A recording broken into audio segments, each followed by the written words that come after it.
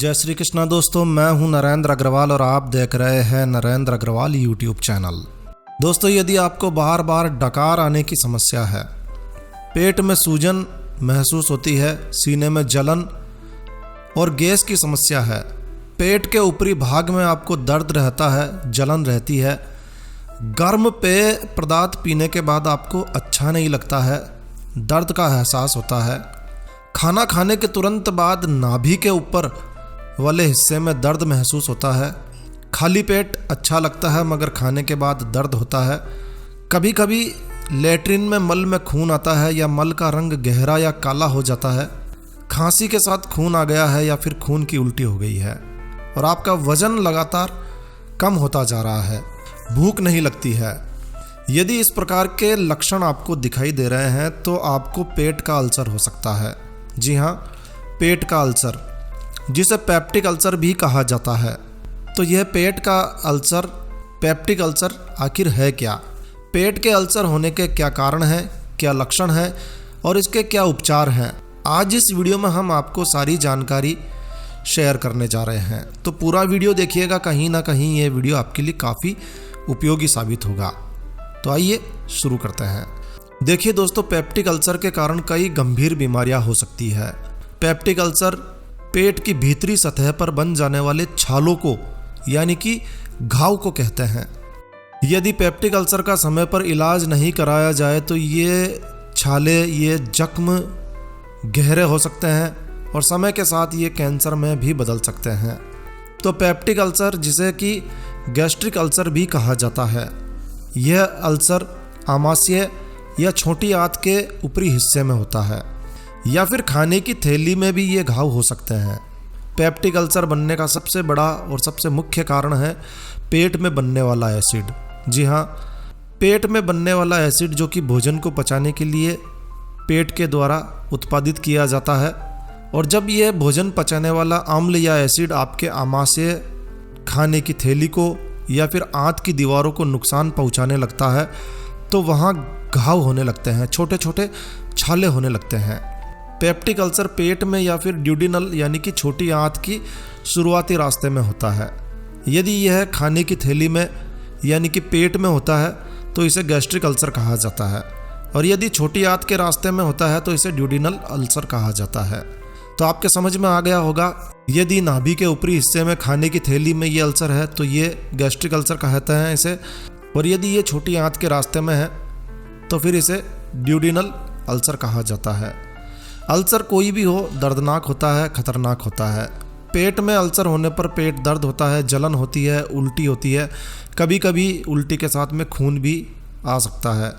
यदि ऐसे लक्षण दिखाई देते हैं तो समझ लीजिए कि पेट में अल्सर हो सकता है, और अल्सर के पकने पर यह फट भी सकता है। इस बात का विशेष रूप से ध्यान रखिए और कोशिश कीजिए कि जल्दी से जल्दी पेट के अल्सर का आप इलाज करवाएं। यदि अल्सर होने के कारणों की बात करें तो खान पान की गलत आदतें इसका सबसे बड़ा और मुख्य कारण माना जाता है। जी हाँ, खान पान की गलत आदतों के कारण तेज़ी से एसिड बनता है और यह एसिड आपकी अल्सर की बीमारी को और अधिक बढ़ा देता है।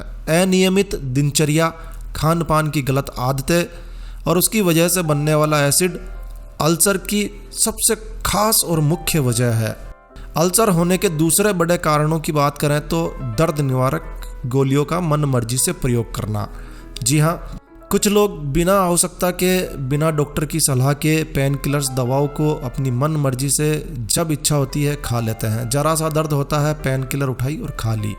ये दवाएं क्या करती है? ये दवाएं आपके पेट में एसिड की मात्रा को तेजी से बढ़ाती है और वही एसिड आपके अल्सर का मुख्य कारण बनता है। इसके अलावा तनाव के कारण भी अल्सर हो सकता है, क्योंकि तनाव होने पर आपके पेट में तेजी से एसिड की मात्रा बढ़ती है। कुल मिलाकर आपके पेट में जब एसिड की मात्रा बढ़ती है तो वो आपके पेट की दीवारों को खराब करने लगता है, घाव करने लगता है। इसके अलावा पेप्टिक अल्सर का एक सबसे बड़ा और मुख्य कारण हेलिकोबैक्टर पाइलोरी बैक्टीरिया को भी माना गया है। जी हाँ, दूषित पानी या दूषित खाना खाने पर हेलिकोबैक्टर पाइलोरी नाम का यह बैक्टीरिया रोगी के पेट में जाकर बैठ जाता है। यह बैक्टीरिया जब एक्टिव होता है तो पेट में एसिड का उत्पादन अचानक तेज कर देता है, बढ़ा देता है और फलस्वरूप आपके पेट में अल्सर ठीक नहीं होता है, आपका अल्सर बढ़ता जाता है। तो ऐसी स्थिति में हेलिकोबैक्टर पायरोली बैक्टीरिया को समाप्त करना बेहद ज़रूरी हो जाता है। इसके अलावा धूम्रपान करना भी अल्सर के खतरे को बढ़ाता है। गैस्ट्रिक अल्सर में खाने के बाद पेट में तेज़ दर्द होने लगता है।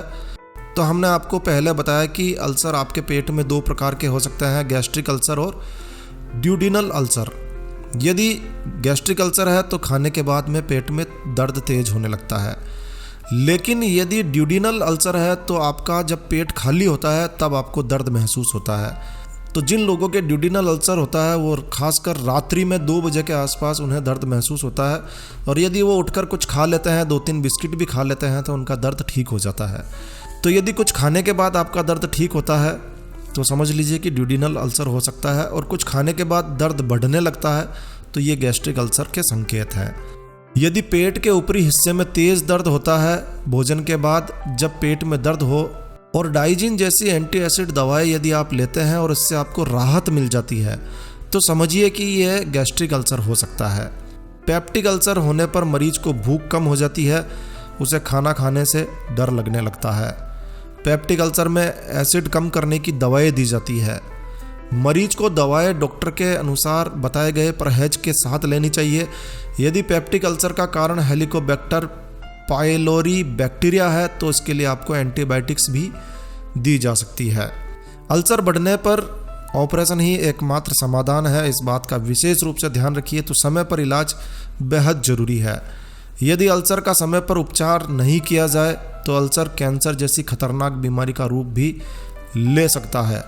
तो यदि ऐसे लक्षण प्रकट होते हैं तो तुरंत आपको किसी अच्छे गैस्ट्रोएंट्रोलॉजिस्ट डॉक्टर को दिखाने की आवश्यकता है। आवश्यकता लगे तो आपको एंडोस्कोपी कराकर अपनी पेट की पूरी जांच करवा लेनी चाहिए। डॉक्टर से पूछिए कि क्या आपको एंडोस्कोपी की आवश्यकता है। मिर्च, मसालेदार और गरिष्ठ खाद्य पदार्थों का सेवन आपको बिल्कुल बंद कर देना चाहिए यदि आपको इस प्रकार के लक्षण दिखाई देते हैं।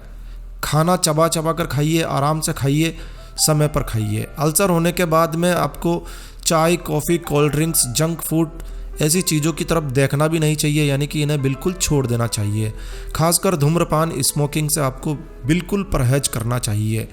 इसके अलावा तनाव मुक्त रहने की कोशिश कीजिए, क्योंकि यदि आप तनाव में रहते हैं तो आपके पेट में एसिड का उत्पादन बढ़ जाता है। एक्सरसाइज कीजिए, नियमित रूप से व्यायाम को ज़िंदगी का अपना हिस्सा बना लीजिए। दर्द होने पर, बुखार होने पर ज़्यादा दवाओं का सेवन मत कीजिए। मन मर्जी से दवाओं का सेवन बिल्कुल भी मत कीजिए। अल्सर होने पर आप कुछ घरेलू उपचार कर सकते हैं, कुछ घरेलू रेमेडीज़ को अपना सकते हैं। चलिए कुछ घरेलू उपचार आपको बताते हैं। गुड़हल के लाल फूलों को पीसकर पानी के साथ इसका शरबत बनाकर पिया जाए तो ये पेट के अल्सर के लिए एक बेहतरीन रामबाण घरेलू उपचार माना जाता है। तो गुड़हल के फूल लीजिए, आप इसे पीस लीजिए और इसे उबालकर इसका शरबत बना लीजिए, ठंडा करके पीजिए, गर्म नहीं पीना है। गाय के दूध में थोड़ी सी हल्दी मिलाइए और रोज़ाना नियमित रूप से इसे पीजिए, लेकिन ठंडा ही पीना है, आपको गर्म नहीं पीना है। गाय के दूध में हल्दी मिलाकर पीने से भी पेट के अल्सर में फ़ायदा मिलता है। इसके अलावा बेल का जूस या बेल पत्र को पीसकर इसे आप पानी में घोलकर इसका घोल बना लीजिए और इसे आप नियमित रूप से दिन में 2 से 3 बार सेवन कीजिए। इससे भी पेट के अल्सर में काफ़ी फ़ायदा मिलता है। रात्रि में कुछ बादाम भिगोइए और सुबह इन्हें चबाते हुए खाइए। इससे इसका दूध पेट के छालों तक पहुँचे, यानी कि बादाम का दूध आपके पेट के छालों तक पहुँचे, तो ये भी हीलिंग करने में काफ़ी फ़ायदेमंद साबित होता है। केले, नारियल, पत्ता गोभी, गाजर, मेथी दाना और सहजन, इसका आप किसी भी रूप में सेवन कीजिए, ये भी अल्सर में काफ़ी फ़ायदेमंद होता है। तो ये थे अल्सर के कारण, अल्सर के प्रकार और घरेलू उपचार। आशा है यह जानकारी, यह वीडियो आपको काफ़ी अच्छा लगा होगा। तो बस इस वीडियो को यहीं विराम देते हैं। तो दोस्तों यह वीडियो, यह जानकारी आपको अच्छी लगी हो, उपयोगी लगी हो तो कृपया लाइक के बटन पर ज़रूर क्लिक कीजिए। और यदि आपने हमारा ये चैनल सब्सक्राइब नहीं किया हुआ है तो कृपया चैनल सब्सक्राइब कर लीजिए, क्योंकि इस चैनल पर हम लेकर आते हैं आपके लिए तरह तरह की धार्मिक जानकारियाँ, होम रेमेडीज, होम टिप्स और टेक्निकल नॉलेज। और कभी कभी हम इस चैनल पर जागरूकता बढ़ाने के लिए बीमारियों के संबंध में इस तरह के वीडियो भी लेकर आते हैं। तो अभी सब्सक्राइब के लाल बटन पर क्लिक करके चैनल सब्सक्राइब कर लीजिए। तो एक नया वीडियो, एक नई जानकारी लेकर मैं आपका दोस्त नरेंद्र अग्रवाल फिर मिलूंगा। तब तक के लिए stay healthy, stay happy. Thank you for watching my video. Thanks. जय श्री राम, जय हनुमान।